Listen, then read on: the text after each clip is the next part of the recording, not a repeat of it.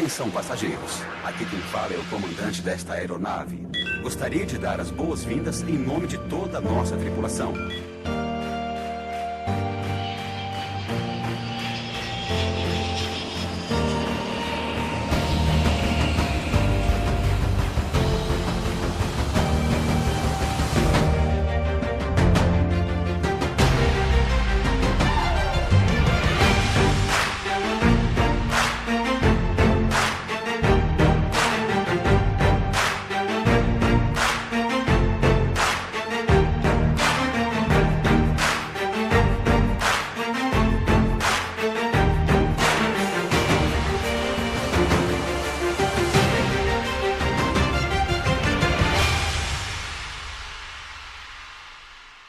Eu sempre começo agradecendo o espaço que abre as portas para que a gente possa falar de empreendedorismo nesse país. Então hoje eu quero agradecer o Espaço Marquete, esse espaço maravilhoso, é lindo ou não é, gente? Espaço Marquete, que abriu as portas para a gente, que ficaram com a gente aqui ontem até tarde, para que a gente tivesse tudo lindo hoje. Hoje eu estou realizando um sonho, sem dúvida nenhuma. 6 anos...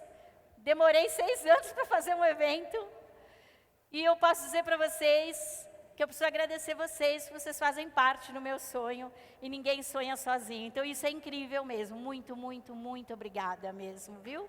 Muito obrigada. E o que nós estamos oferecendo aqui, gente? Nós estamos oferecendo para vocês patrimônio intelectual. O patrimônio intelectual, ele tem três pilares. O primeiro pilar é o pilar do produzido. Nosso patrimônio intelectual, ele começa quando a gente nasce. Então, ele é produzido. Produzido pelo quê? Produzido pela nossa vivência, produzido por tudo que a gente aprende na nossa casa. Depois disso, gente, vem o reservado, o patrimônio de reserva.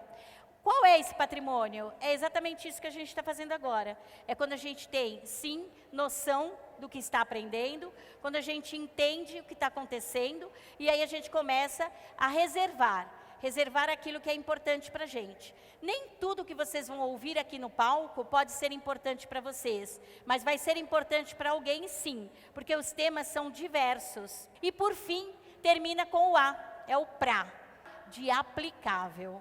E aí, esse é o terceiro patrimônio intelectual que a gente tem. É aquilo que a gente vai ouvir aqui, que a gente vai entender que é importante, que a gente vai conseguir aplicar, a gente vai ter insights, e aí que tudo começa. Patrimônio intelectual é muito mais importante do que patrimônio financeiro, acreditem. O patrimônio intelectual pode te levar a grandes patamares, pode te levar a voar alto. E é isso que nós vamos fazer nesse palco, com 24 malucos por empreendedorismo.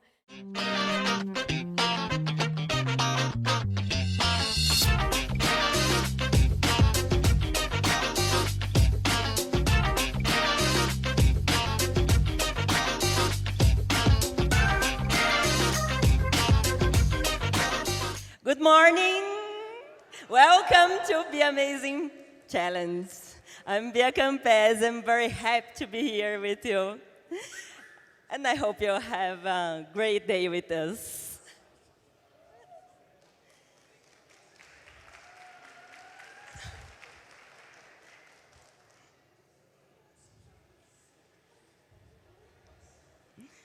Bom dia. Eu sou a Bia Campes e bem-vindos ao Be Amazing Challenge. Estou muito feliz de estar aqui com vocês. Só um pouquinho. Pessoal, vai ter o Feras. Lá na mesa está com a ficha de inscrição. A gente está com 3 inscritos. Quem ainda quiser participar, dá tempo. Corre lá, vai fazer a fichinha que ainda dá tempo, tá bom? Desculpa. Agora sim, Bia Campes. Gente, vocês não têm noção. Essa mulher vai arrasar. Obrigada.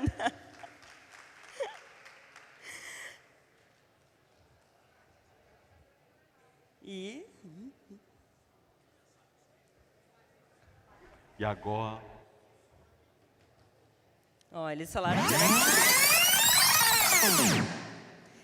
depois que eu falava inglês, ia entrar isso. Bom dia, eu sou a Bia Campes.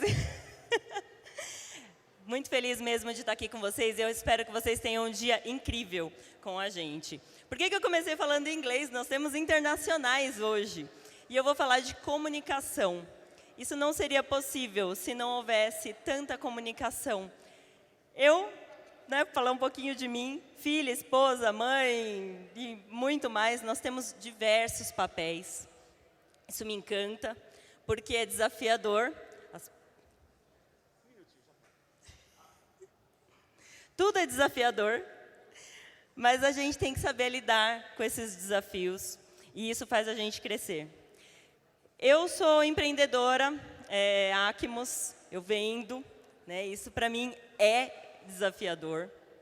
Eu sou coach e palestrante. Gosto muito do tema de produtividade, gestão do tempo, a tríade do tempo do Christian Barbosa, que eu adoro.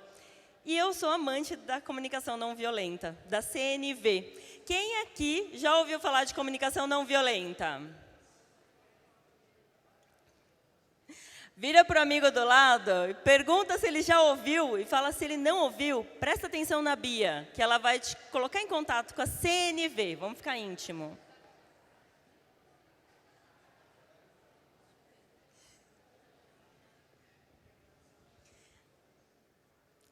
E para a gente falar de comunicação, que é algo que a gente faz de todo jeito, tudo que a gente faz comunica. A nossa postura comunica, a forma como a gente se veste, a Pepita certamente falou, comunica. Então, tudo que a gente faz comunica. Mas existem alguns caminhos que podem facilitar essa comunicação.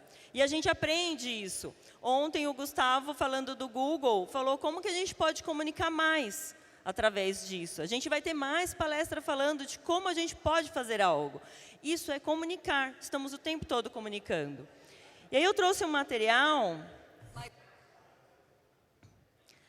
para a gente ver um pouquinho sobre a comunicação. Vou pôr um vídeo para vocês.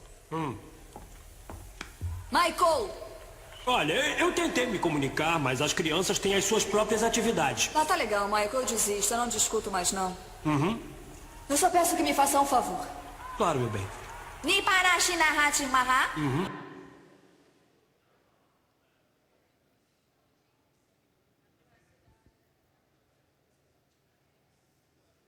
Wait a minute.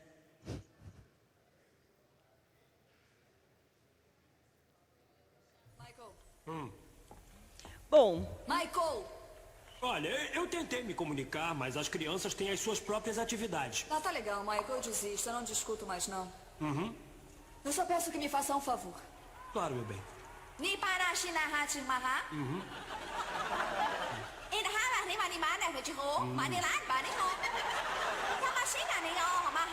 Isso, vamos, vamos!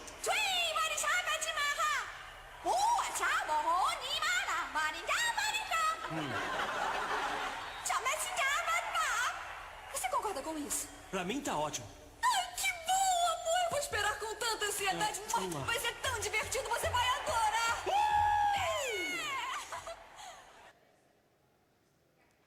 eu acho que a comunicação fluiu bem, né? Entenderam bem o que cada um falou. Então, como que a gente comunica? E o que você comunica? Vamos pôr mais um. Homens não escutam, são todos iguais. Gretchen, olha, é uma questão de comunicação. Não fure os pneus dele, não vai pagar sua fiança. Olha, escuta. Com mulher tudo é diferente, tá? Com mulher tudo é diferente. Posso falar com você? Tá, claro. E aí?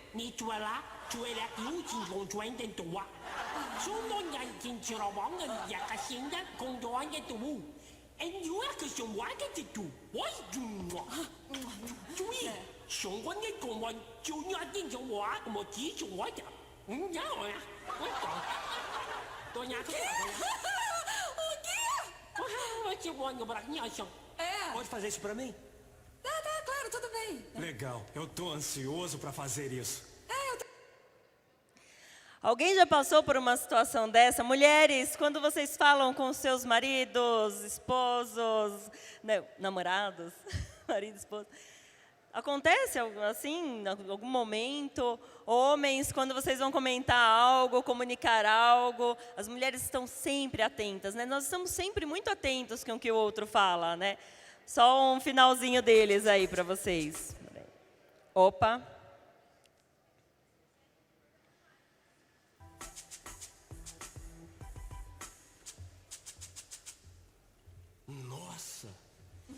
você tá linda. Ah, você também. É, que eu acabei de polir minha cabeça. Cadê as crianças? No jardim, jantando. Jantando? Pensei que fôssemos jantar fora. Por que pensou isso? Porque foi o que nós combinamos. Você não estava me ouvindo. O que? Quando? Eu sabia. Eu cheguei hoje de manhã e você estava vendo seu estúpido jogo de basquete e você não ouviu uma palavra. Mas eu lhe disse isso. Não disse não. Quando foi que me disse? Eu disse sim, quando você estava no telefone. Então, o que tem a dizer, senhora comunicação? Eu sei que eu te devo desculpas. Tudo bem. Bom, isso pode acontecer dentro de casa, dentro da empresa. Quando a gente não sabe ouvir, a gente também não... Se você não ouve, você não escuta ali com atenção, você realmente não faz com que a comunicação flua de verdade. E isso dentro de qualquer ambiente. Por isso que eu falo que a comunicação não violenta, ela cabe em qualquer lugar. E vamos falar sobre ela. Quem desenvolveu foi o Marshall Rosenberg. Ele é um psicólogo americano e ele entendeu que a comunicação ela podia seguir um caminho. Na verdade, toda a comunicação segue esse caminho. Nós nos conectamos a alguma necessidade, a algum sentimento, para que a gente chegue ali até um pedido. E uma das primeiras coisas que me conectou com a comunicação não violenta foi a observação. Por quê? Eu fiz a formação de coaching e a gente aprende que coaching não julga. E aí você fala, tá tranquilo, né? Porque ninguém julga ninguém. Né? Vira para o vizinho aí e fala assim, eu não julgo ninguém. Pode falar. Não. Ninguém julga. A gente não aprende a fazer isso. E, de repente, você tem que observar. E a observação, ela faz muito sentido, porque se eu falar, vou dar um exemplo bem dia a dia, grupo de WhatsApp. Se alguém entrar lá e falar assim, no grupo de WhatsApp tem 50 pessoas, é um fato, contra fatos não há argumentos, tem 50 pessoas. Aí, recentemente, foi a formatura da minha filha mais nova, do prézinho, e uma das mães comentando, ela falou assim, eu saí daquele grupo. Aí outra falou assim, por que você saiu? Seu marido faz muita graça no grupo? Tal. Ela falou assim, não, gente, só tem mãe desocupada lá. Foi uma observação ou foi um julgamento? O que vocês acham? Porque pode ter uma um pouquinho mais desocupada, uma que tem um pouco mais de flexibilidade de horário, tem várias situações. Então, eu afirmar que tem algo, então, se eu falar assim que aqui tem X pessoas... Tá lá, se eles contaram exatamente, eu falar que tem X pessoas, tem X pessoas. Agora, qualquer julgamento, eu posso prever o futuro, né? Falar que só tem milionário, esse julgamento é bem legal. Mas a gente tem as observações. Então, a observação é isso, observe, qual é o fato? Contra fatos, não há argumentos. E aí vem o sentimento.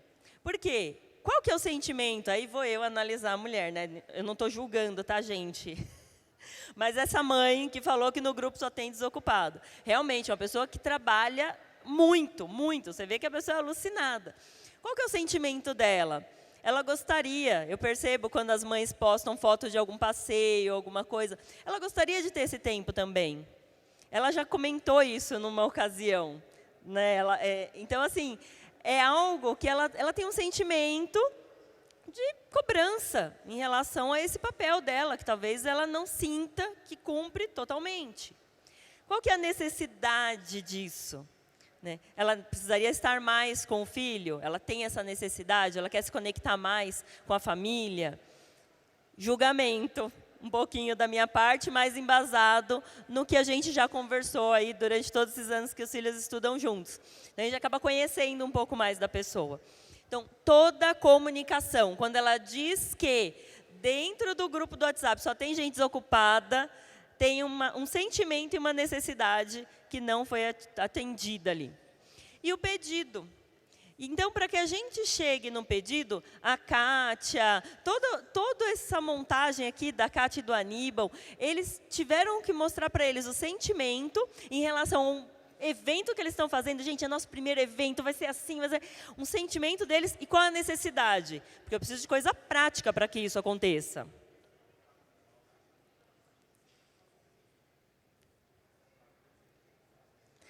Aí, na prática, né?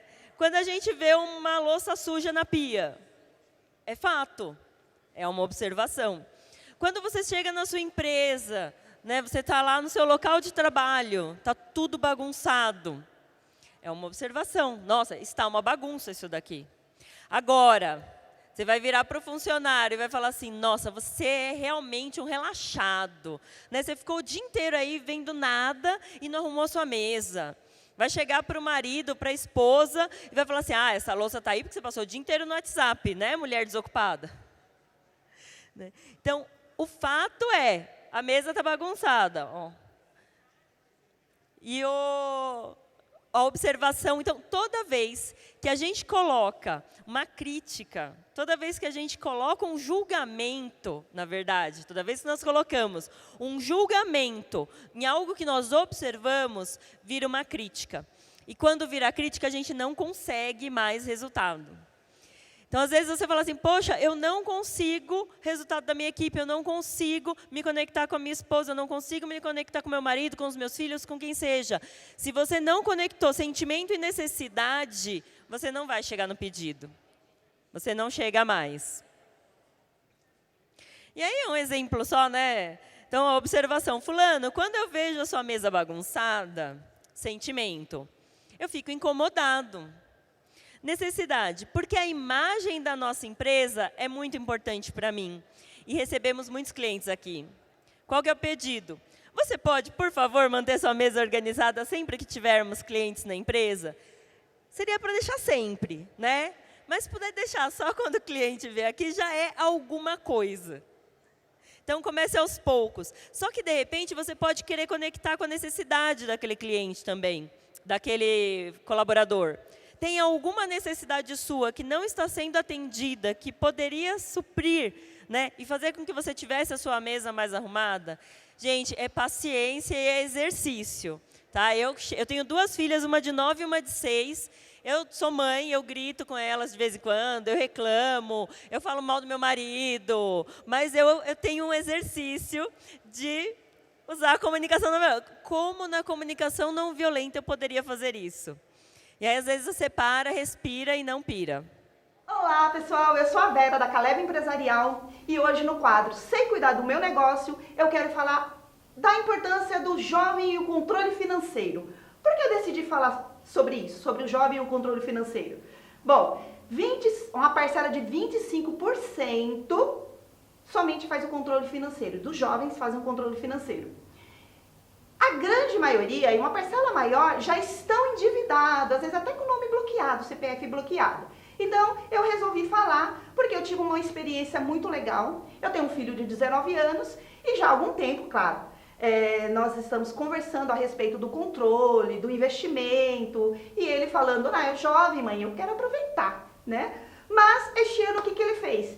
Me procurou para poder ajudá-lo no gerenciamento, fazer o controle financeiro. Que legal, eu fiquei emocionada, achei maravilhoso. E aí resolvi trazer para este quadro falar um pouquinho sobre os jovens. Bom, baseado no que o meu filho passou, o que ele está vivenciando, nós começamos a fazer o controle. Aí eu ensinei a fazer o lançamento da entrada, da saída, o controle com despesas pessoais, a baladinha, né? De repente aí separar um dinheiro para poder fazer algo que ele queira fazer de diferente. E o essencial e o maravilhoso, separar uma parcela maior para poder fazer investimento. Para investir no sonho dele. Nossa, foi divino. Então, a dica para os jovens que hoje estão tentando fazer o controle financeiro é o seguinte, gente, é foco. Deixa a preguiça de lado, deixa de falar assim, pra que controlar isso jovem? Amanhã eu faço o controle, depois eu consigo fazer. Não, começa agora, tenha foco, porque jovem dá uma balançadinha. De repente vê uma camiseta, um sapato legal, um celular da moda, e aí resolve se balançar e seguir novos rumos, perdendo o controle financeiro. Então o ideal é que foco total. Você tem que fazer o primeiro controle, saber o que você já tinha de dívida anterior, porque você já tem uma dívida anterior, fazer o planejamento de quanto vai entrar e aí colocar ali umas classificações das despesas que você vai ter e ainda um percentual de quanto que você quer gastar com isso. que é a alimentação, que é a baladinha, que é o lazer, o passeio com os amigos e ainda separar um valor para você poder fazer algo de excepcional. Sabe aquela coisa de você estar em casa, de repente vem uma turma de amigos e vamos poder fazer um passeio inesperado? Também você precisa separar esse valor. Então, o ideal é que o controle financeiro para os jovens, ele tem que ter a ciência de classificar cada coisa que ele faz na vida dele.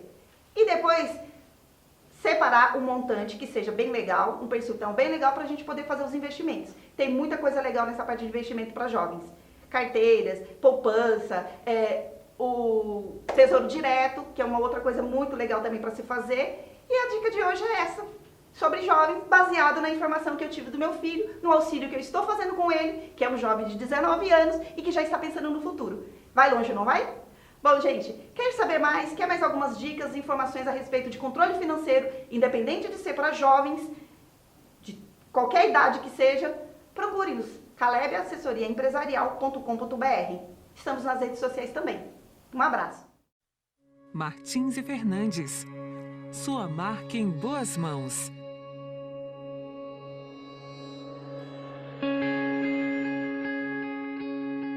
Toda história tem um começo.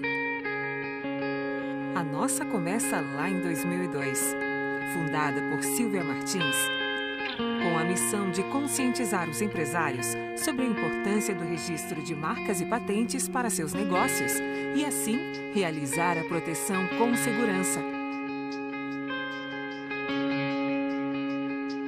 Visando ser reconhecida pela excelência no seu atendimento por seus clientes, fornecedores e colaboradores.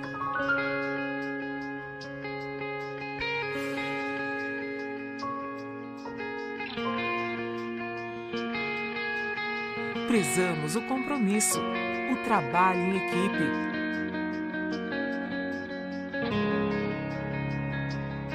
A transparência, inovação e respeito.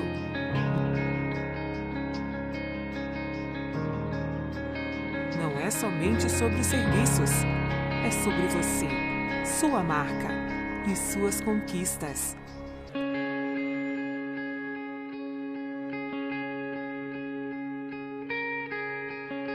Para nós, você é um parceiro e seu sucesso também é nosso.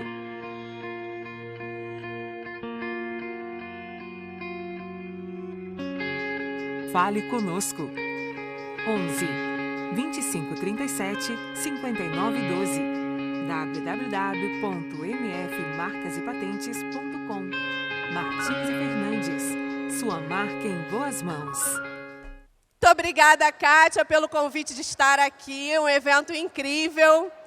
E eu tenho certeza que vocês receberam muito conteúdo e foi muito legal esse tempo que vocês passaram aqui. Mas, bem, vocês já se conheceram. Agora, cadê aqui a imagem? Me ajuda aí, pessoal. Vocês já se conheceram. Agora, quem sou eu, né? Quem é essa menina que fala alto, grita e veio do Rio de Janeiro? E que vem aqui com a proposta de falar de empreendedorismo feminino na era 4.0.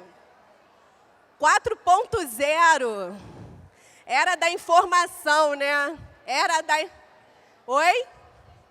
6.0 vai chegar, né? Vai chegar, tá chegando. 5.0 está no cheiro, mas 6.0 também vai chegar.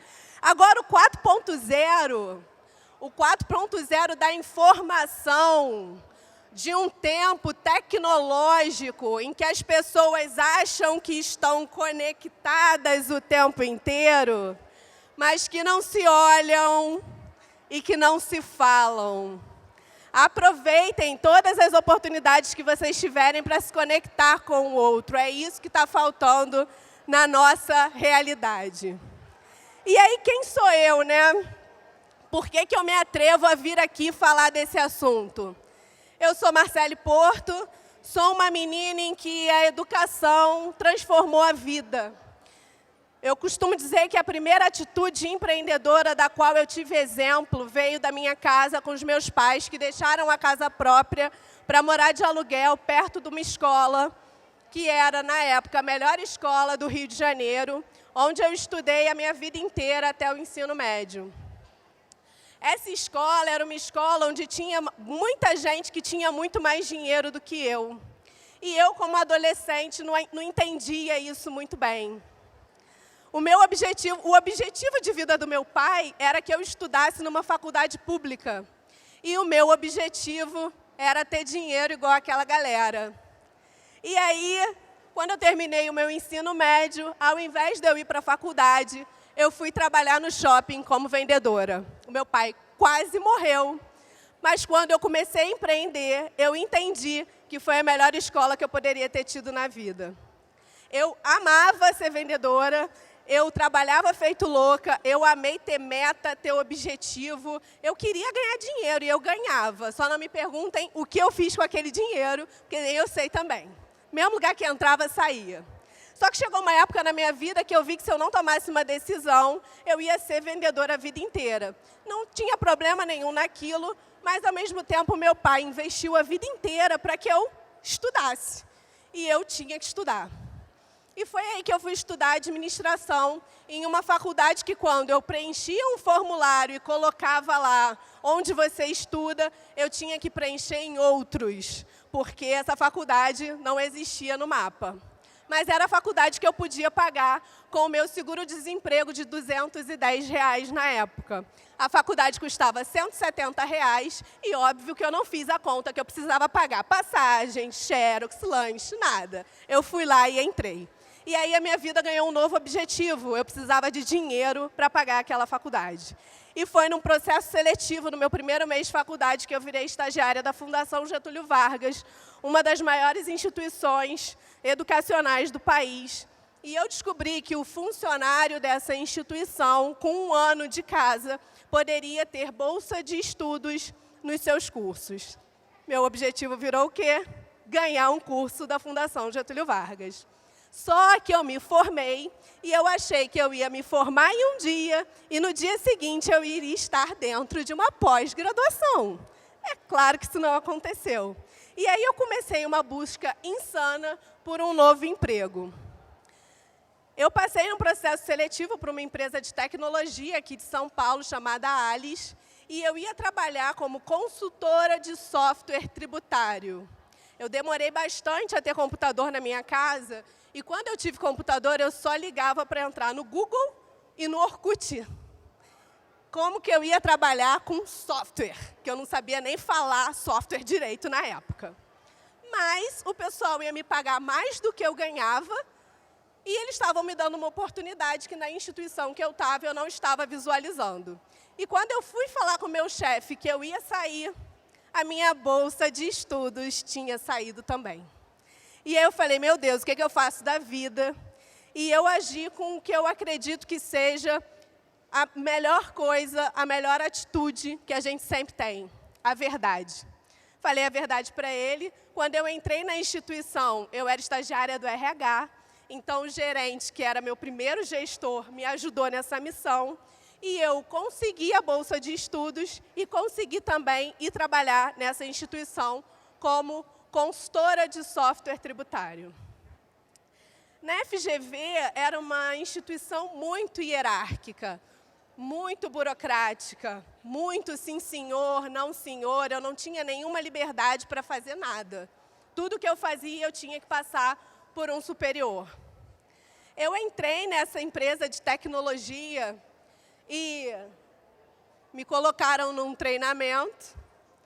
O gerente do meu projeto aparecia na sexta-feira para tomar chopp comigo e saber o que eu tinha entregado. E se eu não tivesse entregado, tudo bem, não tem problema. A gente faz um report e ajusta para o cliente. Caraca, não estava entendendo absolutamente nada. Comecei a achar que eu estava no lugar errado. Falei, cara, que lugar maluco é esse? Estou estudando controladoria, auditoria e finanças na Fundação Getúlio Vargas. Morro de medo, sento no fundo da sala. Todos aqueles diretores que são meus colegas de sala sabem tudo que o professor fala e eu não sei nada. Minha vida acabou, né? Não está legal esse caminho que eu segui. Mas aí, com uns 6 meses de empresa, eu falei, eu já sei o que eu vou fazer. Vou começar a juntar dinheiro para fazer um intercâmbio. E depois que eu fizer o intercâmbio e tiver melhorado o meu inglês, eu procuro outro emprego na área financeira, que era onde eu já trabalhava, e que me pague mais ou menos o que eu estou recebendo agora. O que aconteceu? Eu comecei a gostar daquele negócio de ser consultora. Quando eu cheguei na época da minha viagem, eu já estava muito ambientada com aquele novo contexto. Quem não se acostuma com o que é legal, com o que é bom. Eu comecei a rodar grandes empresas, SEG, Chevron, Logan, Líder Magazine, e eu comecei a encontrar aqueles meus colegas de sala, diretores, nas mesas de reunião, num lugar igual ao meu. Fui fazer meu intercâmbio. E o meu sonho mesmo, desde sempre, era estudar turismo. Mas eu achava que se eu falasse para o meu pai que eu ia estudar turismo, ele ia cair duro e infartar, quase como quando eu falei que eu ia trabalhar como vendedora. Fui fazer intercâmbio na África do Sul e fiquei louca, assim. Eu já tinha tido uma experiência internacional, tinha ido para Nova York, mas quando eu fiquei 1 mês sozinha, experimentando tanta coisa nova, eu pensei, caramba, quero trabalhar fora do Brasil. E aí eu comecei a aplicar para fazer coisas fora do Brasil. Cheguei no Rio de Janeiro, em outubro de 2013, fui tomar café com um amigo, e nessa época o Rio ia receber Copa do Mundo e Jogos Olímpicos. Meu amigo falou para mim, cara, eu estou com dinheiro aí, você não tem aquelas ideias malucas, um monte de plano de negócio, um monte de negócio escrito para abrir uma pousada? Você entra com a ideia, eu entro com a grana. Vamos abrir um hostel? Falei, hã? Hostel? Botei as contas no papel, falei, deixa eu pensar. Pensei 1 semana. E em 30 de novembro de 2013, 1 mês depois, eu e 4 amigos abrimos o Beers 5 Hostel House, o primeiro hostel temático de cerveja do Rio de Janeiro, que depois virou do Brasil, e chegou a ser mencionado como da América Latina, que funcionou até agora, abril de 2019. Foi uma experiência muito louca, incrível, onde eu aprendi muita coisa e onde eu tive que estudar demais. E aí a educação passou a fazer mais sentido ainda na minha vida. E aquela empresa que era muito louca, com um gerente que só me encontrava na sexta-feira, passou a fazer todo sentido, que eu trabalhava home office. E aí, home office, eu conseguia gerenciar o hostel e conseguia entregar o que eu precisava entregar. Oi, pessoal, tudo bem? Hoje eu vou falar a respeito de mala de verão. Se você vai para um lugar que está calor agora, eu vou te dar umas dicas bem legais. O que você precisa fazer primeiro? Dar uma checada no tempo, ver quantos dias você vai ficar e se você tem, de repente, alguma programação ou algum evento diferente para levar um look diferente, específico. Umas dicas que eu gosto sempre de dar para as minhas clientes é o seguinte: leva alguma peça que, de repente, você pode usar na praia e depois, se você der uma esticada até um restaurante ou até conhecer a cidade, você pode usar. Então, eu separei esse macaquinho, um vestido assim, essa peça que eu acho linda, que você pode ir na praia e depois dar uma esticada.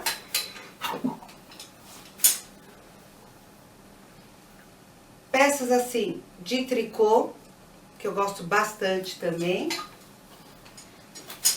E essa peça que você pode até jogar em cima de um shorts ou como saída. Essa também. E você vê que são peças que não fazem volume nenhum.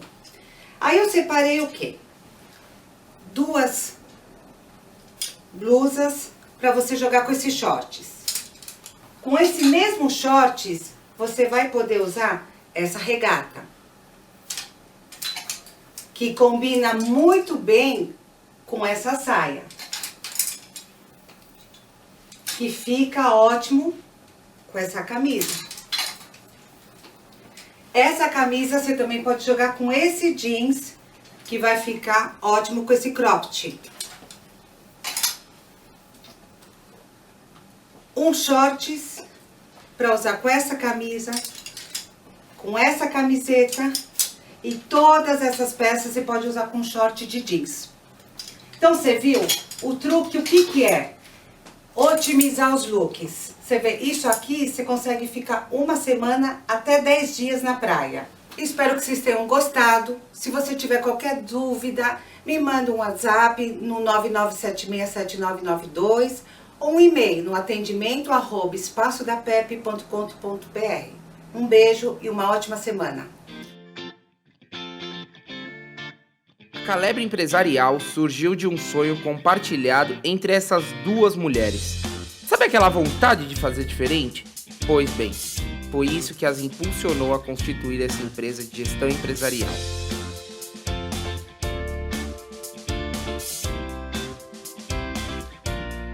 Fora da caixinha, baseado em pessoas e resultados, ajudam empreendedores a alcançar os resultados esperados da sua empresa, de sua equipe e de si mesmos, através de ferramentas como coach executivo e de negócios, contabilidade, gestão de pessoas, treinamentos e muito mais.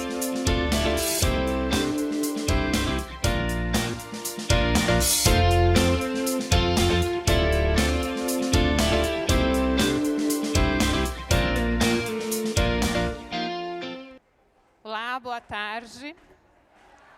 Muito obrigada por vocês terem vindo aqui no Be Amazing. E aqui vai ser uma tarde, né, um momento incrível para vocês. Vou trazer um assunto bem diferente. Tenho certeza que vocês nunca ouviram falar nada igual. Tenho certeza que vocês vão gostar. Vamos ver se eu acerto. Bom, primeiro eu vou fazer um convite para vocês, para que vocês aproveitem esse tempo que eu tenho com vocês da melhor forma possível e da forma mais concentrada possível. Porque o que acontece? Vocês estão aqui há muito tempo conversando, distraindo, cansados, né? Acabei de ver uma pessoa bocejando. Então, a gente vai usar uma técnica que vocês vão usar essa técnica para o resto da vida de vocês, se assim vocês desejarem. É uma técnica de meditação instantânea que faz com que você entre em conexão com você mesmo e tenha mais calma, mais atenção e com o uso contínuo dessa técnica, vocês podem até ter uma qualidade de sono melhor. Essa técnica eu aprendi no método Yamadori, vou falar para vocês um pouco mais para frente.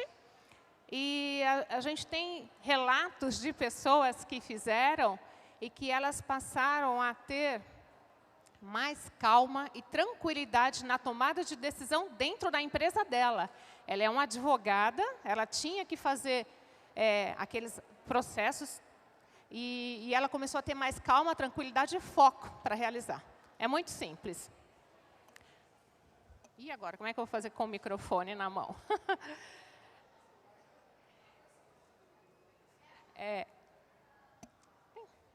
Eu quero, Paula. A Paula vai me ajudar aqui. Assistente de palco. Unam as mãos. Entrelaça os dedos da frente, só os da frente, os últimos. Indicador para cima, polegar para baixo. E agora vocês vão colocar polegar aqui. Só mais um pouquinho, tá? Agora fechem os olhos. E eu quero que vocês respirem fundo, prestando atenção na respiração. A gente vai fazer isso por um tempo muito curto. Respira, solta. Daqui a pouco a gente volta. Por enquanto, só respirando.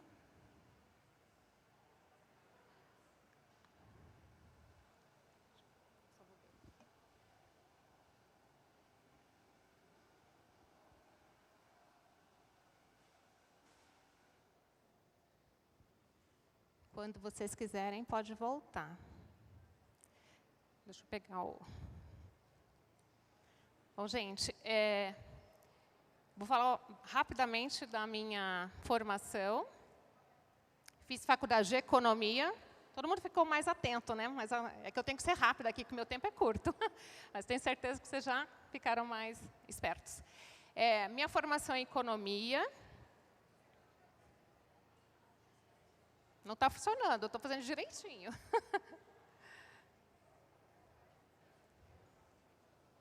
Não está funcionando.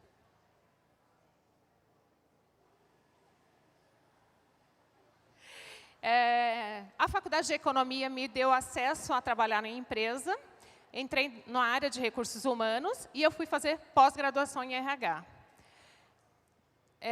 Dentro de RH, eu trabalhei nessa empresa, participei de todos os processos de fusões e aquisições dessa empresa.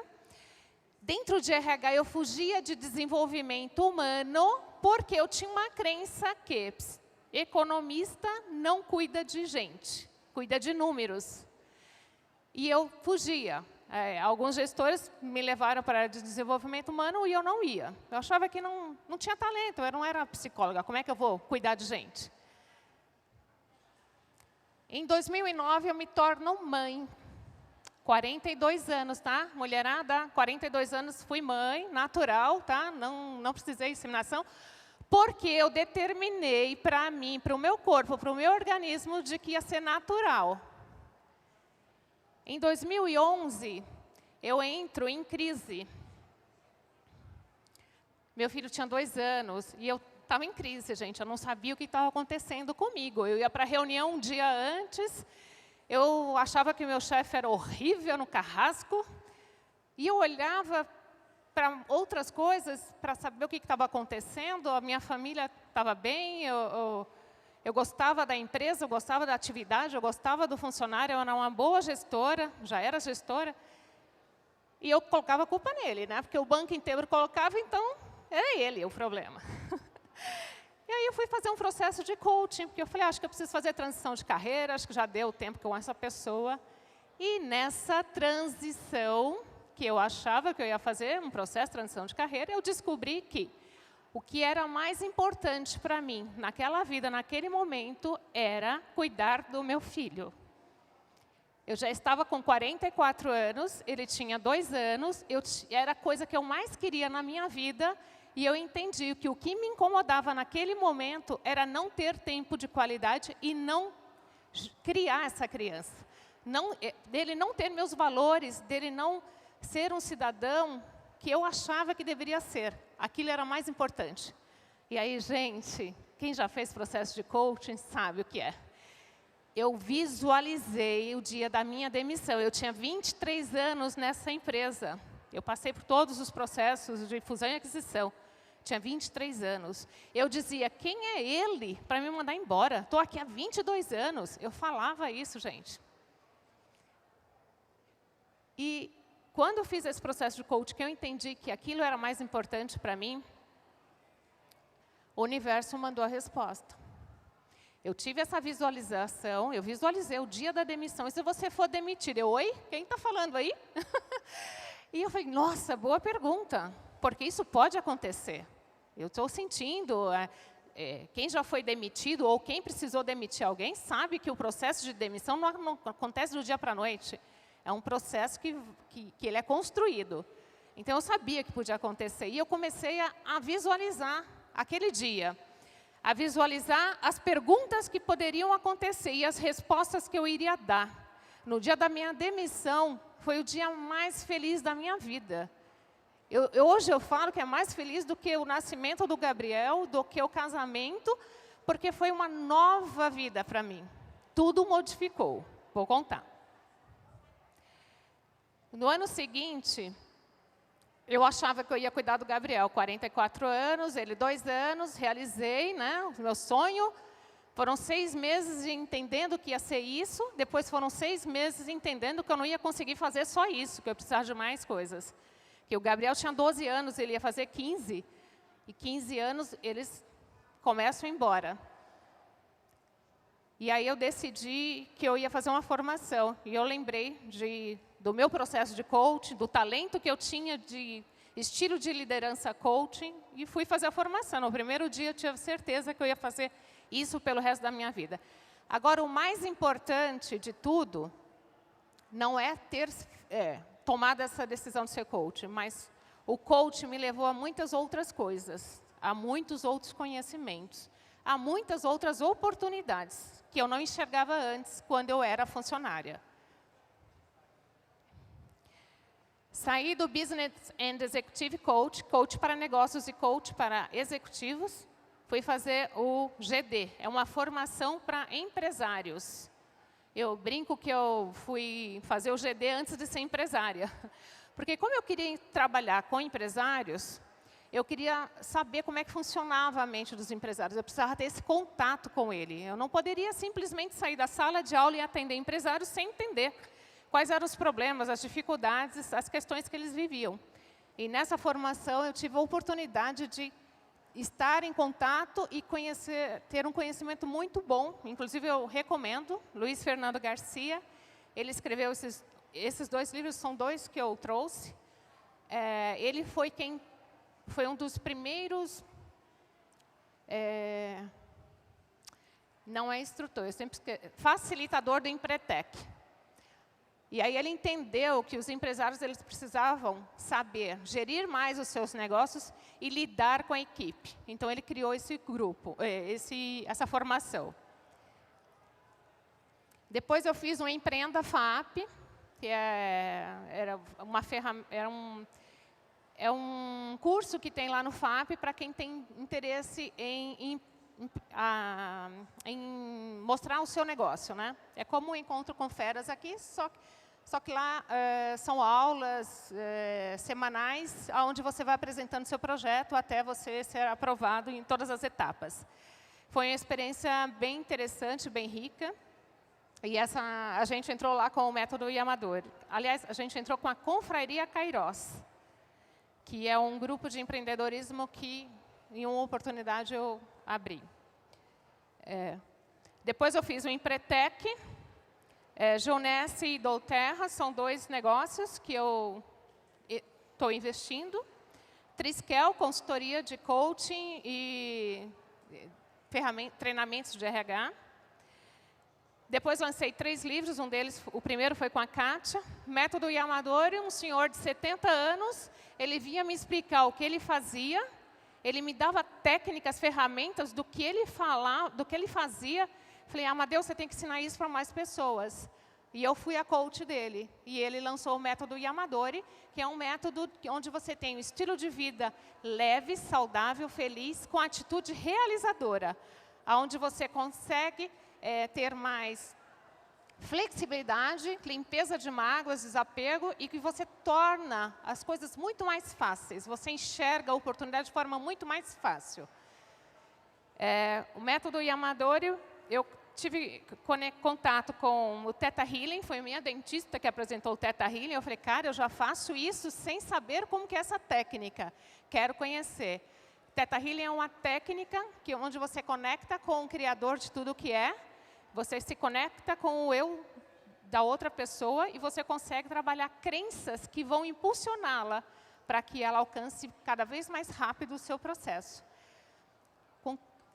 Recentemente me conectei com essa outra inteligência, a terceira inteligência que a gente precisa desenvolver é a inteligência espiritual, que é um trabalho incrível também, onde a gente olha o ser humano sem julgamento, livre de qualquer julgamento. No coach a gente aprende a suspender julgamento. Aqui não, aqui você não pode julgar a todo instante. Então é um treinamento para não julgamento, amor incondicional e, enfim, várias técnicas.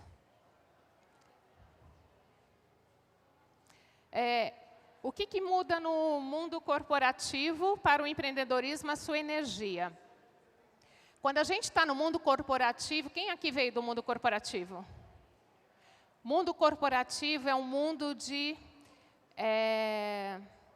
leões, né? Um querendo ganhar mais que o outro, um querendo ser melhor que o outro. É uma briga o tempo todo, é uma conquista o tempo todo. E no empreendedorismo é justamente o contrário. No empreendedorismo é um ajudando o outro, um acolhendo o outro, um indicando o outro.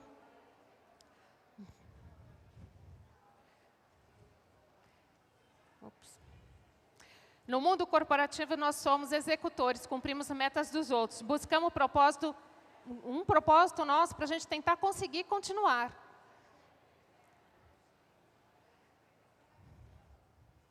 No empreendedorismo, nós somos os donos da ideia. Nós estabelecemos nossas metas. Nós fazemos o nosso planejamento estratégico. Nossa empresa é o nosso propósito. Propósito da empresa. O que eu quero com a minha empresa? O que a minha empresa vai trazer para a humanidade? O que a minha empresa vai trazer para a sociedade? O que a empresa vai trazer para a minha família, para os meus funcionários? Qual é o meu propósito? Qual é a minha causa? O meu propósito é que cada vez mais tenhamos empresários, microempresários, MEIs, para que esse nosso país cresça cada vez mais, porque eu não tenho dúvida nenhuma que é essa geração que vai trazer mais resultados para o nosso país crescer, para que a desigualdade diminua cada vez mais. Então, o meu propósito é que a gente tenha cada vez mais empresários. A minha causa é que cada vez mais esses empresários possam contribuir para essa sociedade, gerando emprego para outras pessoas, gerando economia. Eu sou economista, a gente tem base. Lembra que o Paulo falou agora há pouco? Tudo que a gente construiu é o que a gente é hoje? Tudo que eu construí é o que eu sou hoje. Eu dizia que eu era economista, não ia desenvolver pessoas. Gente, presta atenção, eu falava isso. Eu não sirvo para desenvolver pessoas, sou economista. Eu gosto de números.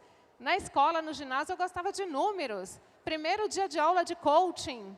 Eu era coach em todas as sessões, ninguém queria começar, era sempre eu que começava, eu adorava atender aquelas pessoas em sala de aula, para mim era incrível. Olá, meu nome é Cleissan Gisbert, eu sou advogada e hoje aqui no quadro Eu e Você Fazendo Direito vamos falar sobre divórcio extrajudicial sem partilha. Como que funciona o divórcio extrajudicial sem partilha?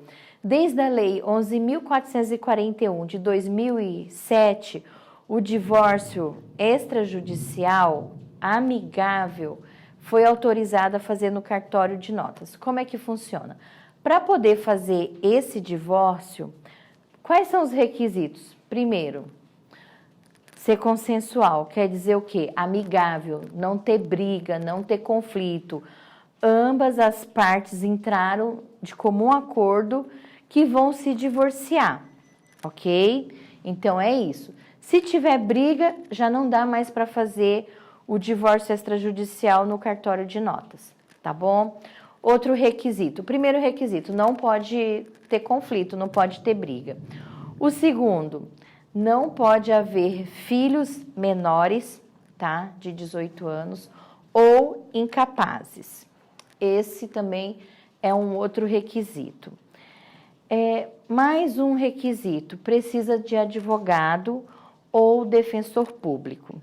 Então, como é que funciona o divórcio extrajudicial sem partilhas de bens, tá? Digamos que o casal casou, tem 2 anos e não teve filhos, e nesse período de tempo o relacionamento viu que os objetivos não eram parecidos, que realmente foi um erro aquilo.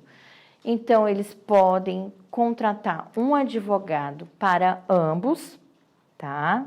Já que é um acordo, ou cada um também pode ter o seu advogado, ou procurar a Defensoria Pública do Estado, tá bom?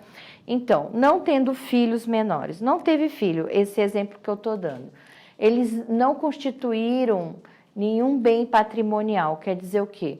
Não compraram nenhum imóvel, não compraram nenhum carro nesses 2 anos que foi o tempo do casamento.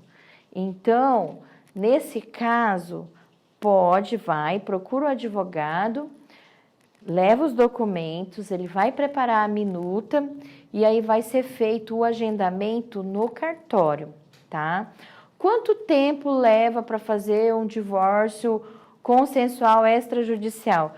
Geralmente, esse divórcio, ele vai em torno de 15 dias a 2 meses no máximo, tá? São alguns documentos pessoais, alguns documentos que o cartório necessita. O advogado vai solicitar para os cônjuges, né, para os seus clientes, e vocês irão providenciar. Então, assim, esse divórcio eu vejo muito em 15 dias, tá? Então, só reforçando, o divórcio extrajudicial que pode ser feito no cartório desde 2007, quando não existe bens a partilhar, ele tem um preço fixo. Eu não sei informar agora o valor da tabela, tá? Mas é um preço fixo. Então, é isso. Hoje, o nosso tema foi divórcio extrajudicial, tá? Que é possível desde a Lei 11.441 de 2007. Então, essas foram as dicas do quadro Eu e Você Fazendo Direito. Para você poder me acompanhar e entender mais sobre o direito de família, siga nas redes sociais, Instagram, Facebook, site, Instagram, @CleiSanGisbert. É só seguir. A WineShare Brasil traz os melhores vinhos portugueses para a nossa região. É claro, são 28 rótulos que você pode consumir nos melhores restaurantes e também na sua casa. Mas nós saímos na frente e inovamos. Agora você pode criar uma experiência de consumo harmonizando os vinhos Cadão com pratos que você tem de preferência, inclusive reunindo amigos para isso. Quer levar essa experiência única de harmonização com os vinhos Cadão para o seu condomínio, para a sua casa, reunindo pessoas especiais? Fale comigo. Nossos contatos estão aqui embaixo e você pode também receber gratuitamente o nosso catálogo. O WineShare, a melhor experiência em consumo de vinhos portugueses. E aí, tudo bem? Eu sou Wesley. Você já conhece a RP Plus? Somos uma empresa que trabalhamos com cortinas de ar comercial e industrial. Fabricamos cortinas de PVC, partes altamente resistentes, lixeiras para coleta seletiva e muito mais. Trabalhamos para atender você da melhor forma, na sua empresa ou onde estiver. Entre agora em nosso site, www.rpplus.com.br ou, se preferir, pelo telefone. É 2217-8260. RP Plus, desenvolvendo ideias e garantindo o futuro. Quem são vocês?